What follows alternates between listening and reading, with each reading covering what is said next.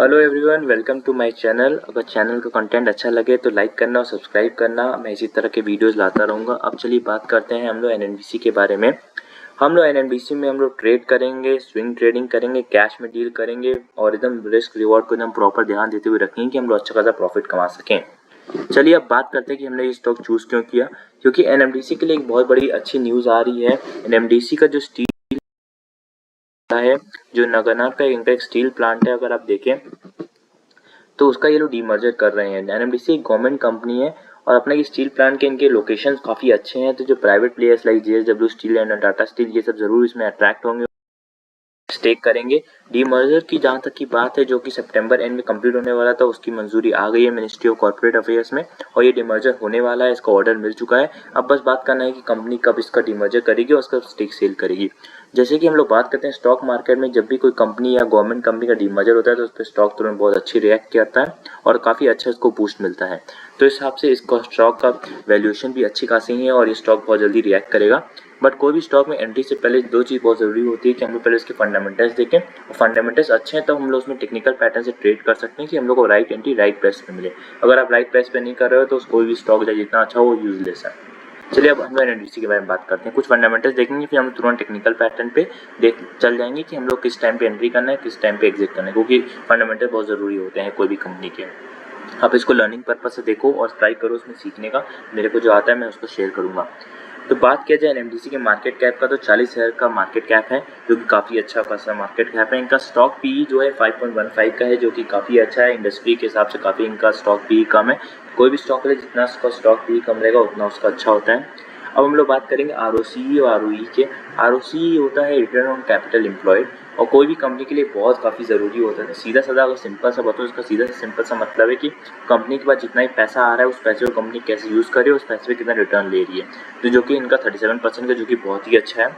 ROE होता है return on equity, मतलब कि जो शेयर होल्डर है, मैं और आप जैसे, इनको कितना रिटर्न मिल रहा है इस इक्विटी पे, जो कि 29% का, जो कि बहुत ही अच्छा है। सबसे बड़ा एडवांटेज है कि कंपनी का डिविडेंड यील्ड 10.9% का है।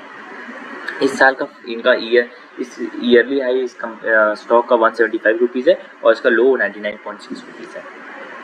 अब चलिए हम लोग बात करते हैं कि टेक्निकल पे हम लोग बाद में जाते हैं, पहले कुछ कंपनी के फंडामेंटल्स प्रोज में देखते हैं। तो ये स्टॉक जो है 1.13 टाइम्स इस बुक वैल्यू पे ट्रेड कर रहा है। जैसे कि आप देख सकते हो इसकी बुक वैल्यू 119 है और स्टॉक प्राइस करंट देखोगे तो 135 रुपीज़ का है। तो मतलब काफ़ी अच्छा खासा स्टॉक आपको डिस्काउंट में मिल रहा है, बुक वैल्यू के पास ट्रेड कर रहा है, और क्या चाहिए आपको।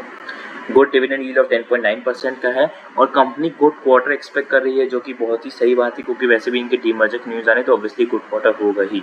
और कंपनी ने एक शानदार 29% CAGR दिया है ओवर द लास्ट 5 ईयर्स, जो कि बहुत अच्छी बात है। लास्ट पॉइंट को आप देखोगे तो जो डेप्टर डेज हैं वो 54 से 41.7 डेज हो गए। डेप्टर डेज बेसिकली होता है कि अब कोई भी कस्टमर से आपको पैसा कितने दिनों में मिल रहा है। मानो आप कोई दुकान पे जाते हो, बनिया की दुकान पे, तो कुछ सामान खरीदते हो और बोलते हो लिख लेना उधार में, आप उसको एक हफ्ते बाद पैसा दे रहे हो तो उसके डेप्टर डेज हो गए 7 डेज। जिस तरह इस कंपनी का डेप्टर डेज है 54 to 41.7 डेज। एक कौन है कंपनी का प्रमोटर होल्डिंग, जो कि डिक्रीज हो रही है 11.5% से। इसमें बहुत है प्रमोटर में, गवर्नमेंट भी आती है, गवर्नमेंट डीमर्ज कर रही है, जो कि बहुत अच्छी बात है। गवर्नमेंट अगर डीमर्जर कर रहा है तो इसमें एक तरह से मैं कॉन्स को भी एक तरह से प्रोज में ही मानूंगा। अब पीयर कंपैरिजन की बात करें तो इसके जो पीयर हैं काफ़ी अच्छे जैसे कंपनीज हैं, कोल इंडिया, वेदांता, मोएल, काफ़ी अच्छी कंपनीज हैं। तो इस एनएमडीसी का पी रेशियो 5.15 है, जो उसके पीयर्स के मुकाबले काफ़ी अच्छा है। इसका आरओसी कंपनी का 37% है, जो कि इसके पीयर वेदांता से ज़्यादा है और मोएल से भी ज़्यादा है। तो ये काफ़ी अच्छा खासा है। कोल इंडिया से इसका आरओसी कम है।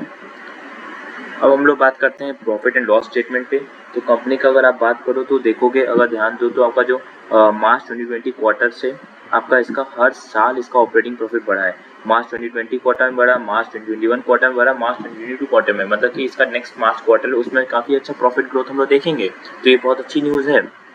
सेकंड, इसका प्रॉफिट बिफोर टैक्स भी देख लेते हैं। तो प्रॉफिट बिफोर टैक्स देखोगे तो मार्च 2020 में इसका 6123 था, फिर 8902 हो गया, फिर 12,981 कर चुका, जो भी बढ़ता ही जा रहा है, कंसिस्टेंट ग्रोथ, ये भी बहुत अच्छा पॉइंट है। अब हम लोग बैलेंस शीट पे आ जाते हैं। तो कंपनी का जो रिजर्व्स हैं वो कंपनी के रिजर्व्स हैं 34,551 करोड़। कंपनी का अराउंड 35,000 करोड़ तक का रिजर्व्स है, मतलब कैश कैपिटल रिजर्व्स। मतलब होता है कि जैसे कि हम लोग हमेशा कुछ एक इमरजेंसी फंड रखते हैं। मानो मेरा इमरजेंसी फंड कुछ है, आपका कुछ इमरजेंसी फंड है, तो मानो अगर मेरा 10,000 रुपये इमरजेंसी फंड है, मतलब कि अगर फ्यूचर में मेरे को कोई लॉस हो या फिर मेरे को कोई दिक्कत हो जाए तो मैं इस कैश रिजर्व को मैं यूज़ कर सकता हूँ। तो उसी तरह कंपनी के रिजर्व्स हैं 34,000 अराउंड 35,000 करोड़ के।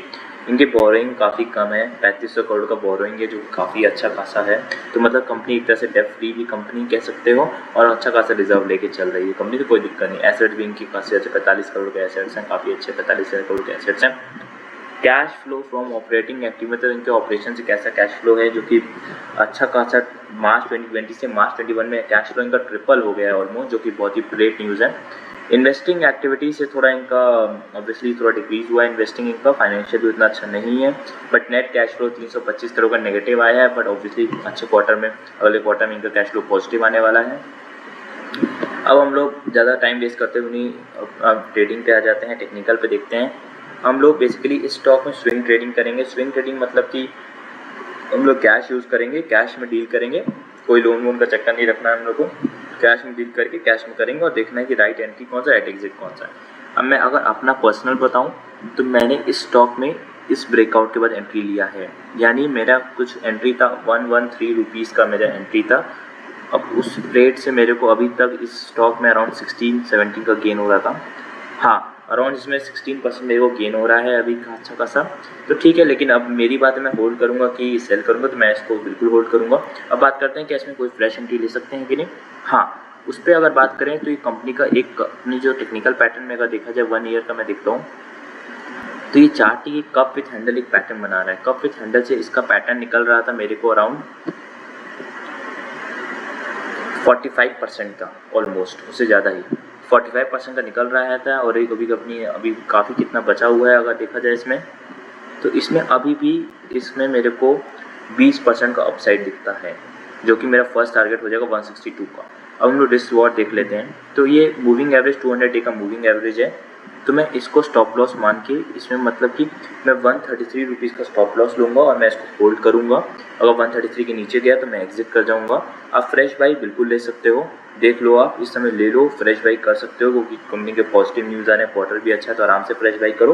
बट ये चीज़ ध्यान रखना, 133 रुपीज़ का स्टॉप लॉस लेना और आराम से फ्रेश एंट्री करो। मेरे इसके टारगेट्स, फर्स्ट टारगेट 163 पे हैं। 163 के पास हम लोग बात करेंगे कि इस कंपनी के एग्जिट करना है या फिर इसको और होल्ड करना है। मैं इसका टारगेट देखूँ तो मैं अराउंड 200 इसका टारगेट देखता हूँ, बट पहला टारगेट हम लोग 163 मान के देखेंगे। जब इसके पास पहुँचेगा तो मैं एक और वीडियो इस पर डालूंगा, इसलिए आप चैनल को लाइक करो और सब्सक्राइब जरूर कर लेना कि आप इस पर अपडेटेड हो कि एनएमडीसी में कब एंट्री एग्जिट करना है। अगर सिचुएशन वैसी नहीं गई तो हो सकता है मे बी हम लोग एग्जिट भी कर जाए, इसलिए आप चैनल सब्सक्राइब करो कि आप इन्फॉर्मेटिव रहो और आपको पता चले कब करना है कब करना है। और बेल बटन भी क्लिक कर देना कि आपको तुरंत इन्फॉर्मेशन और आपका मिस ना हो। Thank you so much watching. अगर अच्छा लगे कंटेंट, लगे कुछ सीख रहे हो तो प्लीज़ लाइक करना और सब्सक्राइब जरूर करना। Thank you so much watching.